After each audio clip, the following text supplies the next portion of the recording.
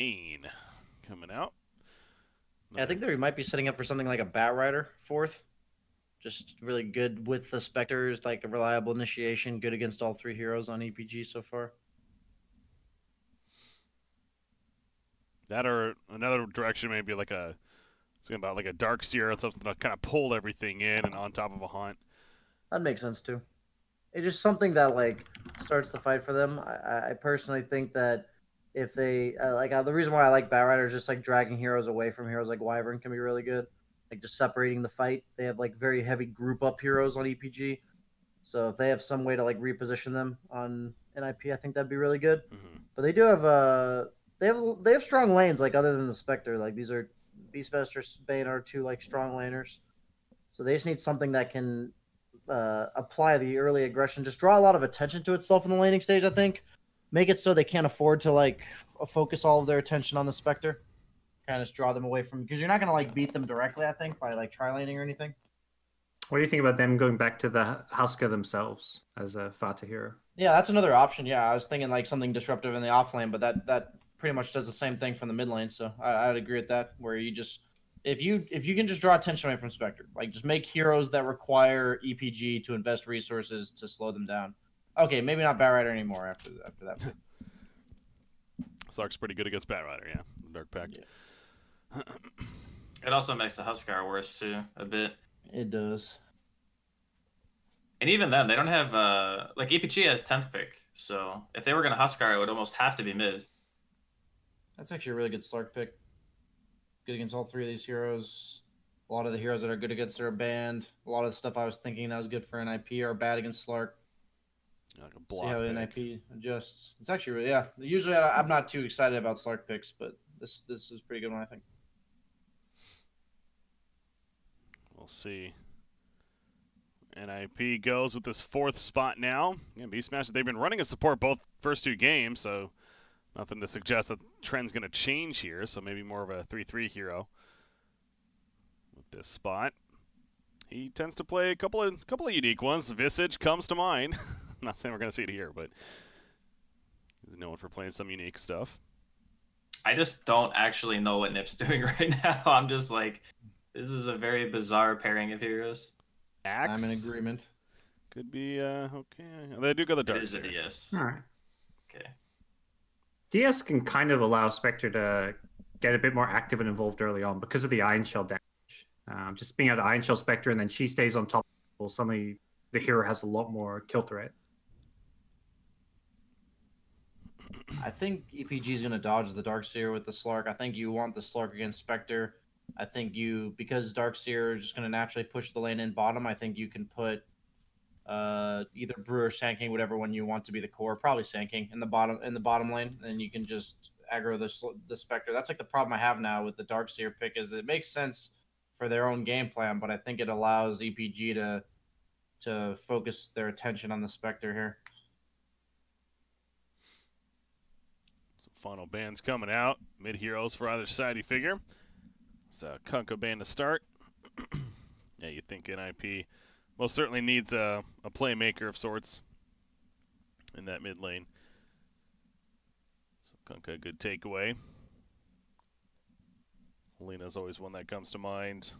Another OD is bring him back up as far as still on the board. They lack team fight a lot. Like there's nothing else to really. You have your vac wall or whatever on Nip. I want to see like a Fata puck or something, but I don't know if they could play it. Like, yeah. Oh, it's the Huskar. Okay, they're gonna go back to the Huskar. Well, NIP bread and butter, and EPG were like ready for it. They insta picked this Monkey King. Yeah. I think it was like one of their only choices. It was either like Huskar or a team fight hero, and I don't know, man. I really think that Nip's draft is a little bit too far from center for me personally.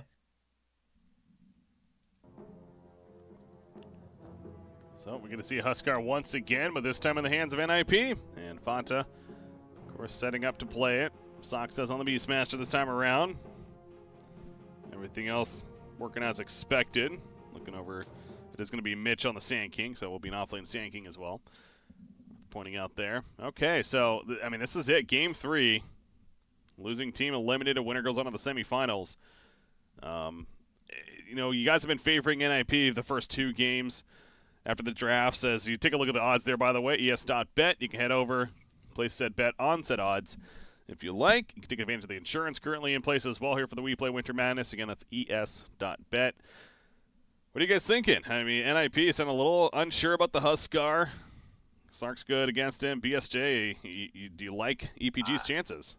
I feel like I went against my gut in the second game, calling for NIP, just like saying because they're the better team. I feel like EPG actually just has a way better draft in my opinion. I feel like the way this game's going to go is NIP is either going to be able to group up and end the game by 20, 25 minutes, or they're just kind of going to lose because they can't really play the map, I feel like, against this like aggressive pickoff coming from EPG.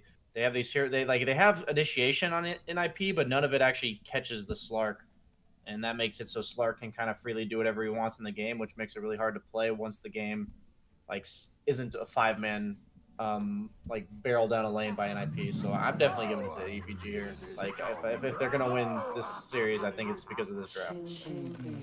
Draskyl, what about you?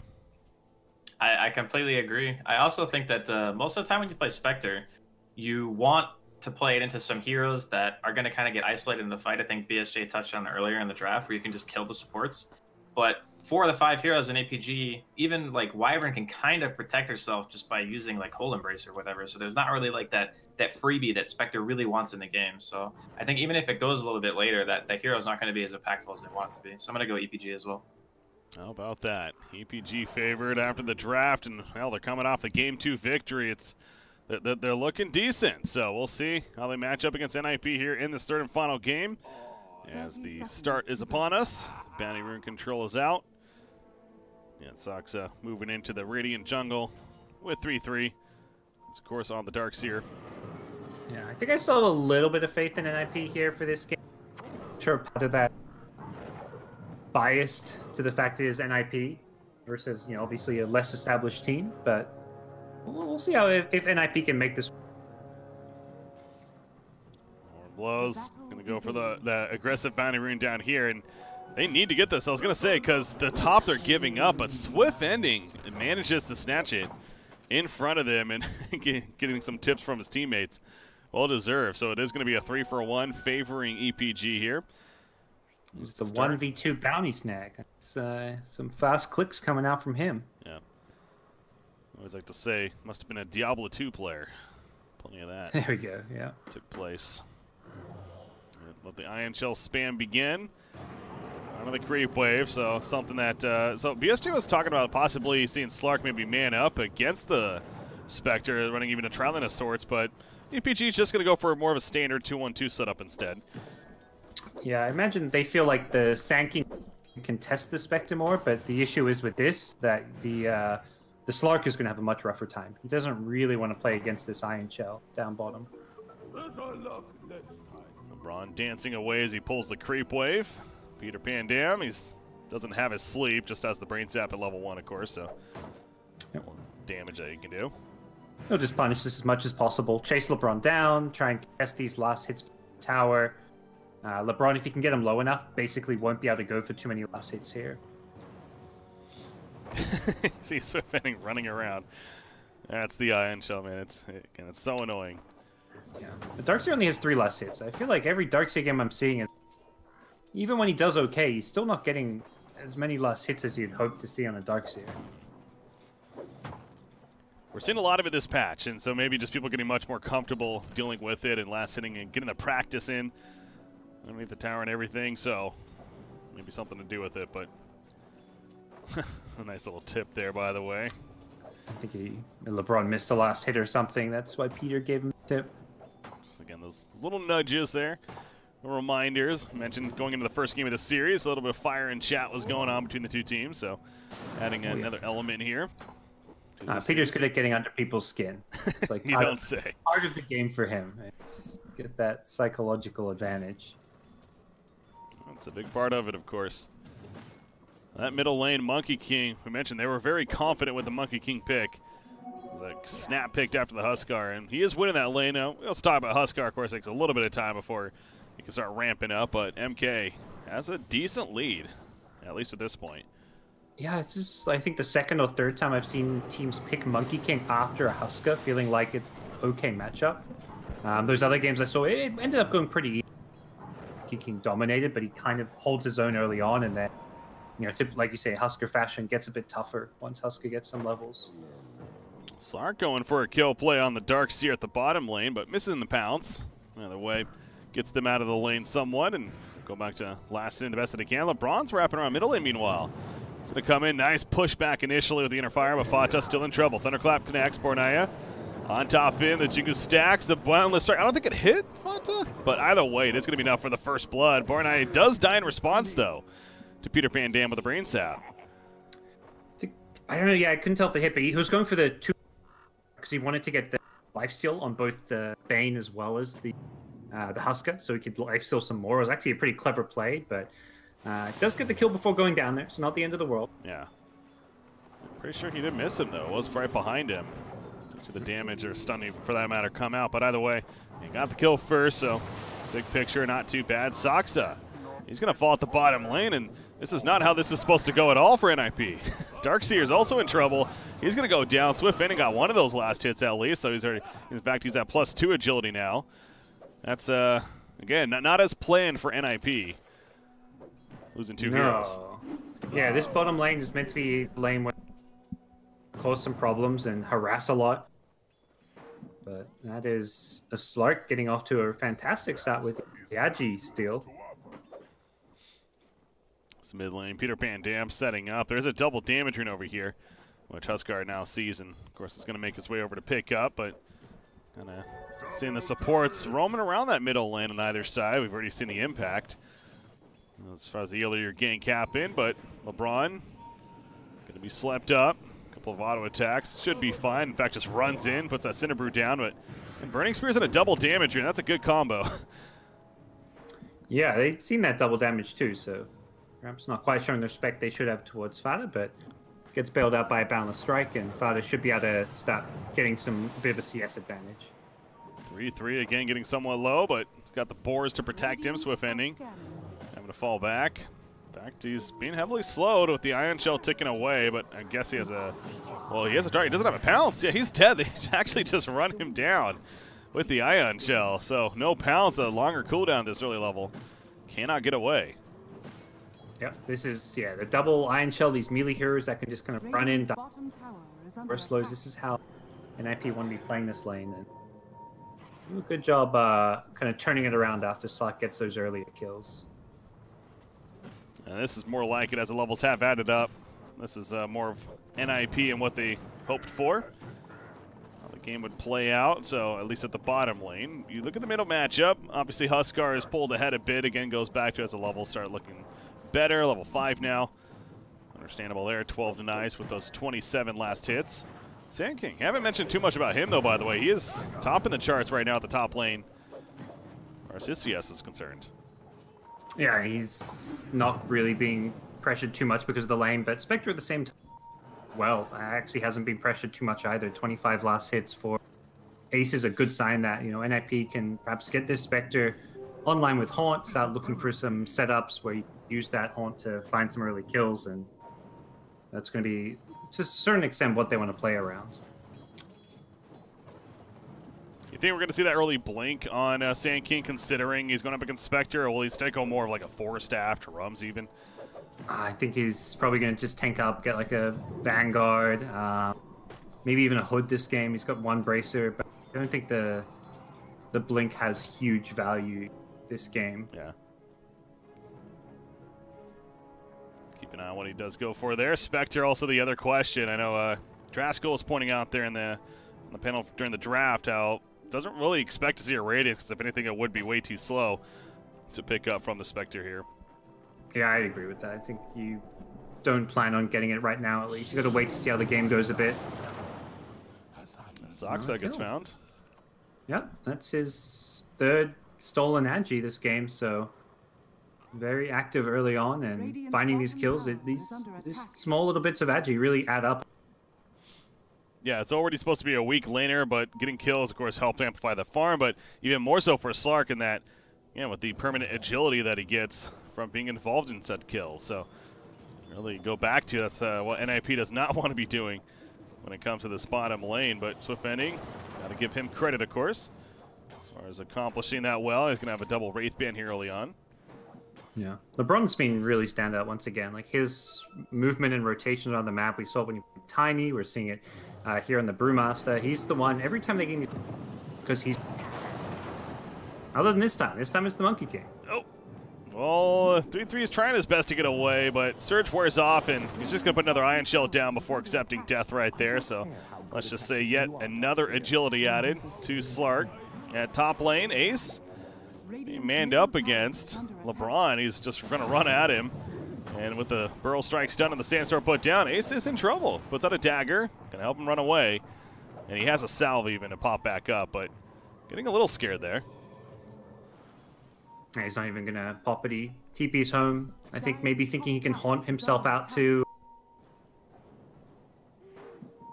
Maybe asking his team, can we set up a kill anywhere? Because when you're singing Fountain, you don't have TP, you kind of want to use that. He's going to just walk back to lane for now. Yeah, that's what I was thinking. In fact, we are going to see him use it to the middle lane. They try to get Monkey King, but he leaps away in time. And now Ace is finding himself here with the team. So he has an Ion Shell on him. Of course, a little bit of use, so wears off there. But instead, they're just going to pressure that mid-tier 1, which this early on in the game, the most important tower, of course, to take out, as we talked about many times. So you take a look at the odds popping up there. So slight advantage for NIP, but again, if you look back, especially at the beginning of the series, EPG most certainly closed that gap. Again, you head over to es.bet. You can put a bet on said odds if you like them. Take advantage of the insurance currently going on for the WePlay Winter Madness Tournament, es.bet. But mid-tower goes down for NIP. Sox or Ace with the last hit. I mean, very little separating the teams. The gold here at 10 minutes in is pretty negligible, and there is a Spectre in the game who's one of those, kings of late game Dota, so you have to kind of respect what NIP's draft can do if this game drags, but realistically, EPG's draft comes online at the 15-minute stage. Top lane, LeBron, slept up, Ace, able to run at him, Sleep's taken off, and Ace, being that he's by himself especially, easily runs him down, gets that kill, so nice find there. 10-minute bounty runes coming up. Font already positioning to take this one. And this time it's going to be all NIP once again. The NIP Classic, I feel like they're better than like any other team, for at least from getting maximum numbers of bounty runes. Font also finding the Invis rune as he head towards the mid lane now. Finding Bornaya, jumps on him with the life break, but he's able to Primal Spring. Okay. At that time, yeah, he was already mid-cast to get onto the Vata flew out, so luckily for him, he escapes. Funky interaction there. Does get out, so Huskar top of the charts, but quietly, I go back to Sand King is still up there and feeling comfortable. Don't know exactly what he has just yet. Wouldn't be surprised if, like you mentioned, the Vanguard early on, or even the Hood. At this point, you might just want to get a blink. Oh, there we go. He gets a blink.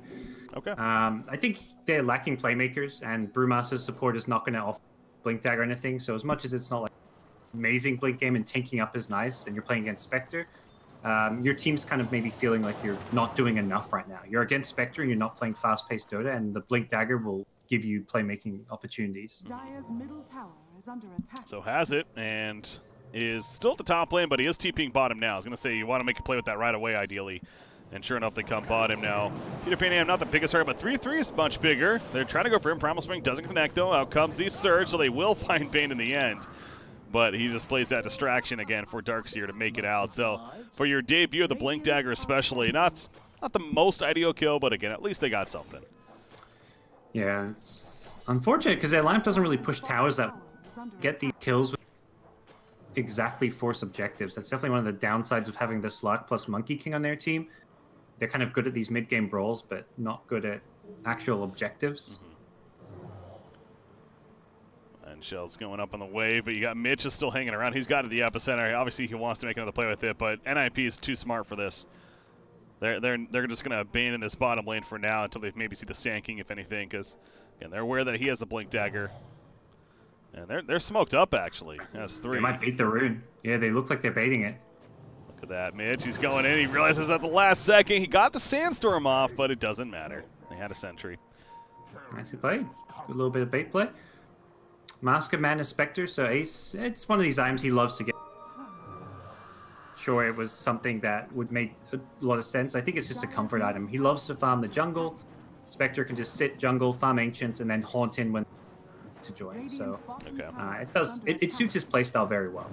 Yeah, and you could argue again, much more of an active tool as well as far as fighting when it calls for it. And speaking of that, I guess it calls for it. Haunt is going to be used. Looks like he's going for the mid lane with that, trying to get the kill. Bornaya with the mischief play, almost got him out of there, but not enough. So Peter Pan Am credit for the kill. You look at the bottom lane, back down here. They're defending the tower, at least tried to, but it was taken out by NIP. So 3,000 net worth lead. Tell you that this Spectre pick, again, we're kind of scratching our head a little bit, a couple of question marks, but NIP, they have a decent lead, especially with the Spectre lineup this early on in the game. So they got to be feeling good. Yeah, normally you expect a Spectre lineup to be kind of falling behind early on, but just making some better moves. They kind of fake out EPG, pretending that they're pushing bottom, so Monkey King thinks he's safe. And the issue is, all it takes is one hero, Bane, to roam to the mid lane, get a grip, and suddenly there's a haunt. So it's Bane plus Spectre. Didn't quite have enough damage without the brain sap, but still they get the kill. Just another walk in the park. This PPD things, he'll die for this. Whatever. Even a wall going down. Jeez. I don't know how necessary that was from 3-3, but doing what they can to save PPD, and there's the response tip.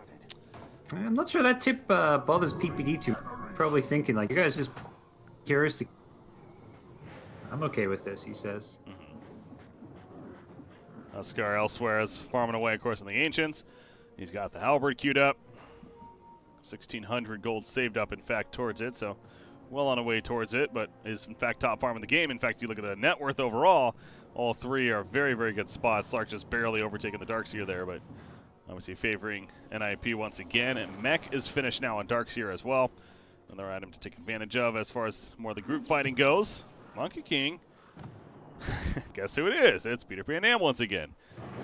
So he's going for the 50-minute batting ram, baiting them in. Bornaya gets caught with the Primal Roar. Out comes a Witcher's Curse on a Saksa. He's taking some damage, not nearly enough. More of a crowd control, if anything. Sleep on himself as in comes the epicenter from Mitch. So they'll take out both supports.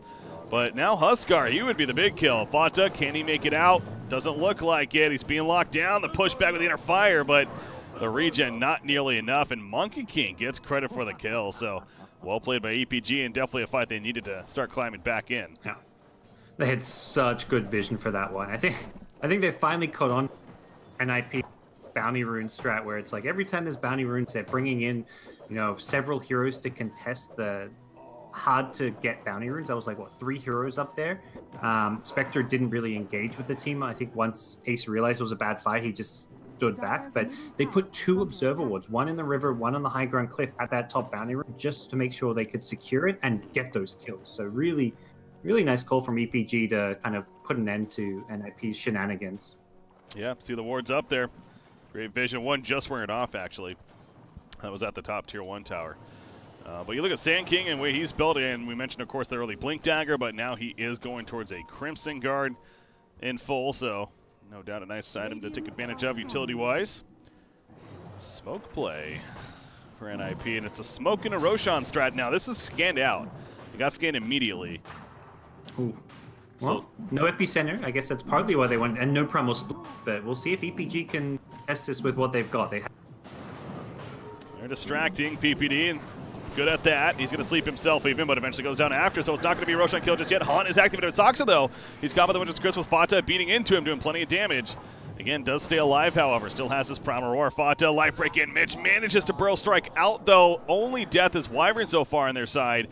Mitch is getting low on the Sand King, however, and something tells me, yeah, the Primal Roar just to make sure to get the kill on him. So they do secure it. They're going to get Bornaya as well.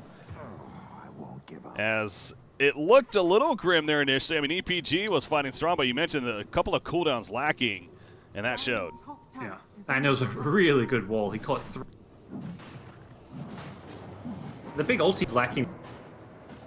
Not having Primal Split more than anything. Epicenter is also a pretty big one. And yeah, EPG, unless they get like a perfect Winter's Curse on multiple heroes and then like drop Monkey King's ultimate on it. Monkey didn't even get his ulti out. They're not going to win that. Bane Slark gonna get some plus agility for him. Trying to. There we go. Might have go a little further than expected, maybe. In fact, now Swift Bending's in trouble. The Iron Shell ticking him down. Doesn't have much life to work with. Does not have a Shadow Dance either yet. I see the lift up there on a Huskar, but he's brought back down after killing Wyvern. Bordias back into the fight. Wukong's going to be popped for this, so a reset now for EPG. And they are ready to clash once again. 3-3 goes down. The lift up again, this time on a Huskar. I guess it was before as well, so they're going to be able to follow this up. There's the pushback, but the jump in from Mitch with the barrel strike. Wild Axe is thrown through from Saksa. Not going to be nearly threatening enough, though. And Fata again, the region. Oh, it is enough. The Armlet talk about the last second. He stays alive. They did not want to over-pursue. That is curious to me. They really got scared of something. I think just having the Aegis, they don't want to...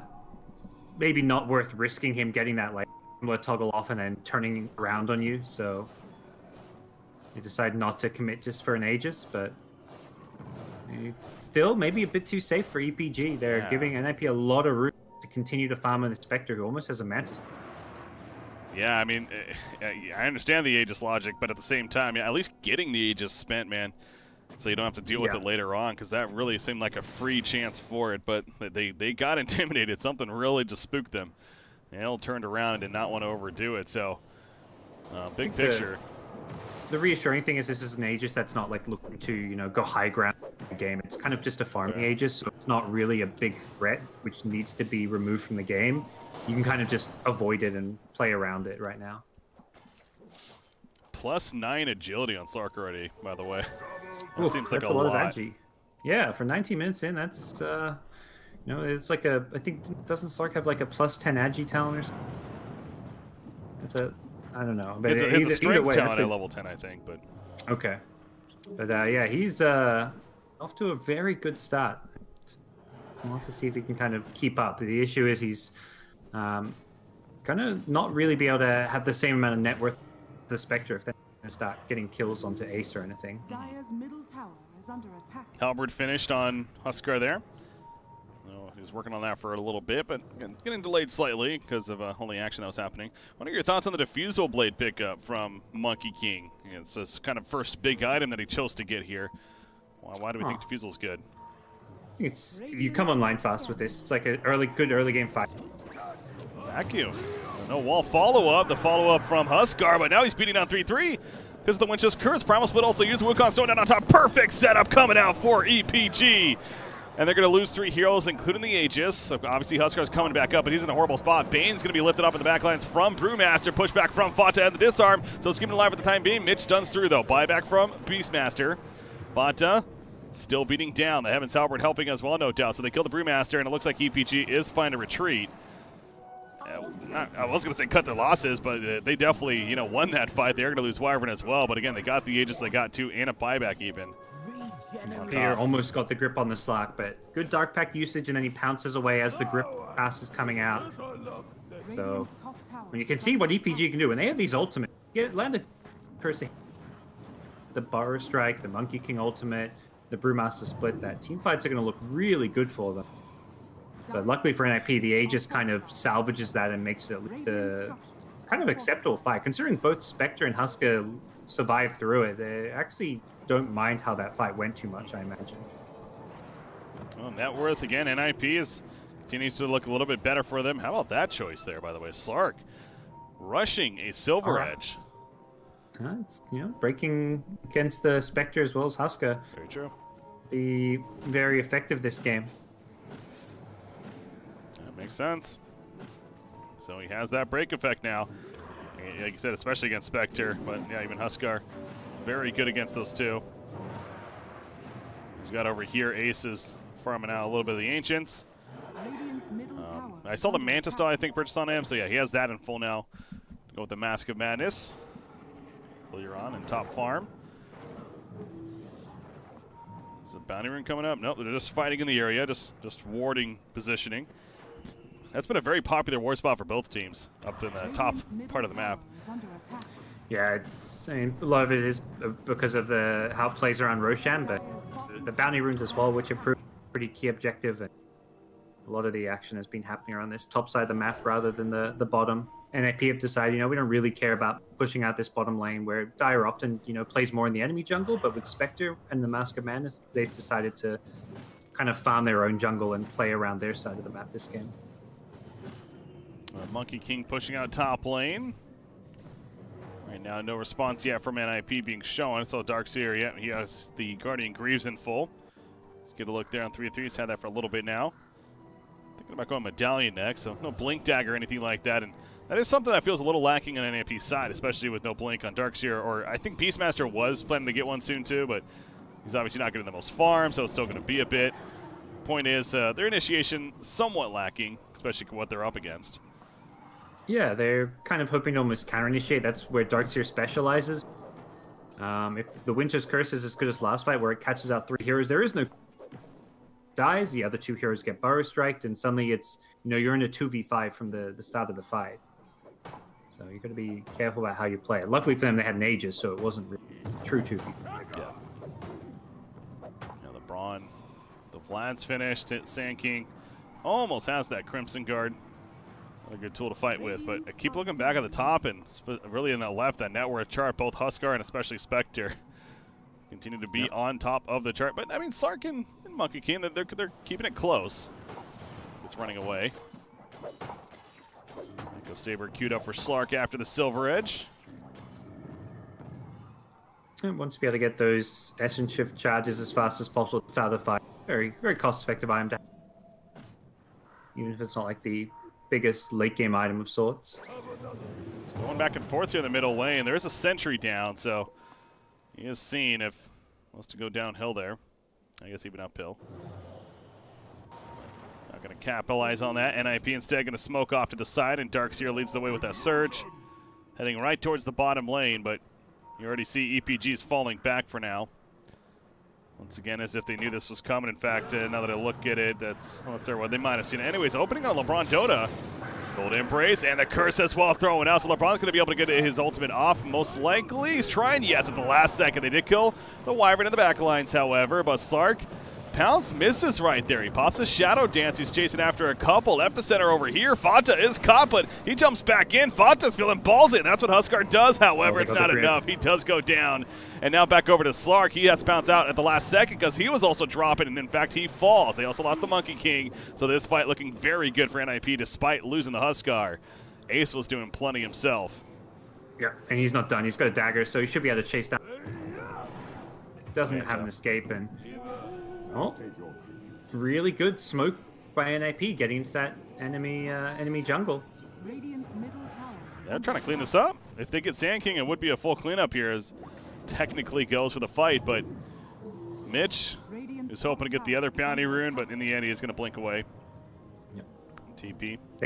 Getting the grip on the Slark is such a key way to win a fight there. It wasn't quite the last canceled it with a Cyclone, but I think over 3 seconds or so.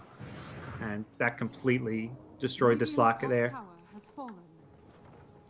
There's the blink now on Beastmaster, so now they have a much stronger initiation, so that fight went very well for them already.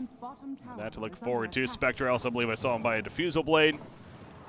Obviously more damage, bang for your buck. And we do see that now we're starting to increase a bit now, specifically for Spectre and what he can do. Just going to wait for another cooldown to be ready as far as Honk goes before another engagement. Spectre with Manta Diffusal is a lot of damage anytime. You're burning through the mana pool a lot of these heroes. Like if someone like Brewmaster suddenly can't get a split off, and if someone gets, you know, saved by a Cold Embrace, you can still burn their mana and really kind of cripple their ability to impact a fight. A Sand King or a Brewmaster without mana can't do a whole lot. Roshan is up. NIP kind of pushing out the lanes and trying to take map control as far as in that area. You see a line being drawn up there, signifying that maybe getting some vision down as they want to attempt Roshan in the near future. Yeah, well, once they have Haunt, they may even try and just like force a Roche fight or something, depending how they feel about their vision. I think vision's going to be the key thing for that. You don't like 4-man Winter's Cursed or something. We've seen this multiple times. 3-3 will throw out that vacuum in top of the Sandstorm to pull out Mitch, and it does again right here. Cold Embrace is not going to save him. There's a hop, by the way. Swift Ending. He's too committed. He's at half-life. The Fiend's Grip lands, and Swift Ending goes down. He's out for 54 seconds. LeBron Dota also in trouble as he's in the Primal Split form. He's going to run away with the other Brewlings. It looks like at least keep one of them alive, but is under attack. Another great start for NIP, and like I said, it started with that vacuum pull in the sandstorm. They know you're somewhere in there, and they got him. Well, neither of those heroes have buyback, and suddenly NIP, they've got 5 up, pushing high ground, and there's only 3 EP heroes who don't have ultimates, so this may just be a melee rax. It's at least a tier 3 tower here. They don't push all too fast, at least. Yeah, it's one saving grace for EPG perhaps, but like I said, it's tier 3. It should be the melee rax. And not much that EPG can really do about this other than sit back and watch and try to realize what they did wrong in that previous fight. But melee rax goes down, NIP resets. And go back to how that Roshan, sure, looking juicy for them. They don't have a hunt anymore, but they got Roar, they got Wall. They still have plenty to keep them away and commit to that Roshan, I feel. Yeah, they're pretty tricky to deal with at this point. They're going to take away the Shrine by Roche, so if they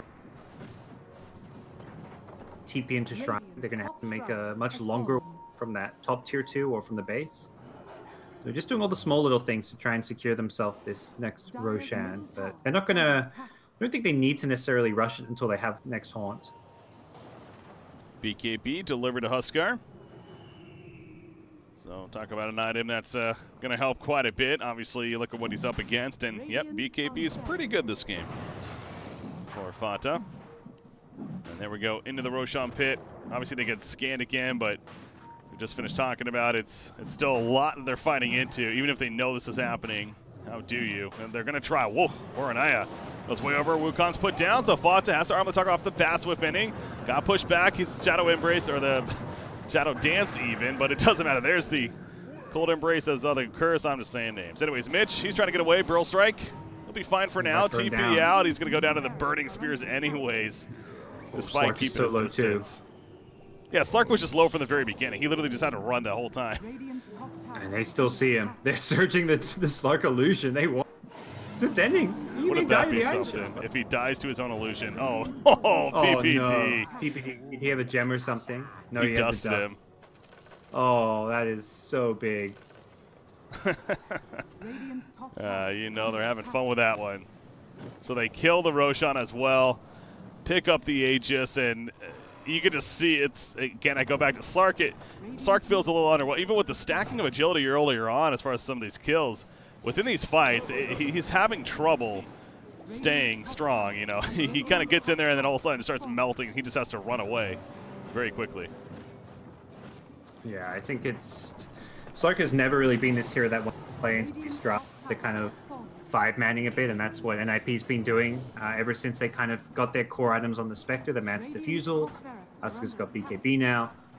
They're just 5-manning, and Slark, even though he can maybe kill one, doesn't really have the ability to hold his own against Spectre. Anytime his PPD, anytime the Dark Pack's down, it's just finding these openings to get him with the Fiend Script. He's just waiting out for the Dark Pack, then he grips him afterwards, and not enough, I think, attention has been put onto canceling the Fiend Script by the rest of the EPG team. Well, I'm going to pause here. And I kind of wonder what that's about, but I'm sure needed here, as obviously you got EPGs not giving in just yet. A lead, pretty significant, though. I believe it's all about a 19,000 net worth lead at this point, as well as the 2 sets of racks going down. It's going to be tough. 2 sets of racks, late game Spectre, who just picks up a Butterfly. It's coming out on the Courier, so everything's stacked pretty heavily against EPG at this point. So again, this is our first quarterfinal match, guys. The winner moves on to the semifinals, and NIP looking to be the team to do so. The loser in this case is eliminated.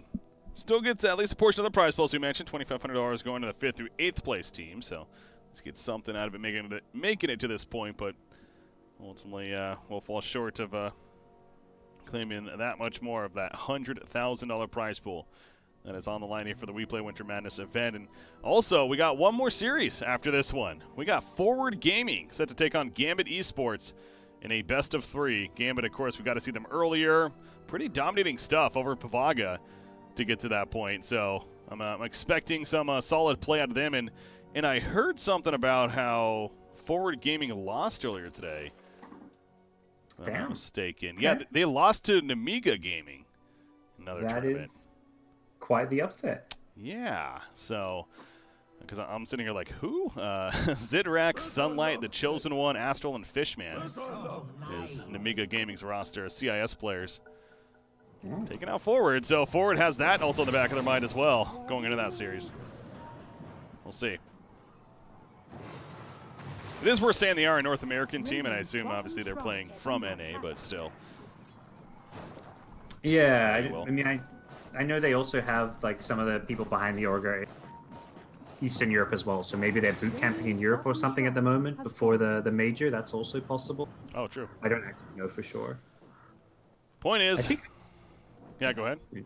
I was going to say I feel like I may have seen some of their players playing, but I could also just be making that. Well, not too sure. Either way, it was a loss, and again, they're going to be playing Gambit Esports after this series finishes here. Set to take place, so looking forward to that one already, but we still got this one to finish out in NIP after the pause, and even that much more of a net worth kicking in.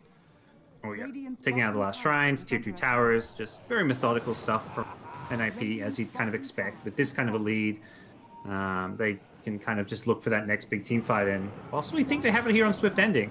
Yeah, what can he really do? DNC, he was coming in to save, but he got Primal Reward, and so thus no curse to save the day. Slark is dead, not buying back, and oh, by the way, Monkey King just dies at the top lane to Ace for the solo kill. So that happened. He buys back. Wall's put down, though. Obviously, a last stand here for EPG of sorts. Bornaya, excuse me, is going to put down that Wukong's command. However, NIP kind of just walks around it. Huskar lifted up. 3-3, still standing his ground. They got the wall, being a distraction as well. Wyvern dying back. And that's a tier 3 tower kill at least. I don't think they've got any damage left. Monkey's dead. No buy. Should be Megas and... GG well played, coming out, and NIP is advancing on to the semifinals. Congratulations. We questioned this Spectre pick, and I think for very good reason, to be fair, but NIP clearly confident with it, and they absolutely made it work. Yeah, I think the same way we questioned the Spectre pick, we didn't question enough. Whilst we're not seeing a whole lot of Spectre right now, Slux also here picked a... doesn't particularly look that good when it is being played because of just how fast these games are going, how kind of 5-man heavy this patch has been a little bit, and that's where Slark just doesn't really shine. I think this game they did get outplayed too. The fact that Slark got gripped as many times as he did shouldn't be happening. His team needs to be covering for him, or he needs to be using his Dark Pact in better ways, because there was like 3 different fights where he got gripped and killed off. That just is kind of inexcusable. Yeah. I'm also noticing, too, the double Heavens Halberd. Fata had one earlier on, but even 3-3 managed to get one later on there. You got to figure that was also annoying. Yes. That's an item that's pretty crippling for Slark to play against. Can't Dark Pact it off, and suddenly you go in, you can't Dark Pact it off, you pop your ultimate, or can't actually hit anyone, and it's really hard to play against Halberd.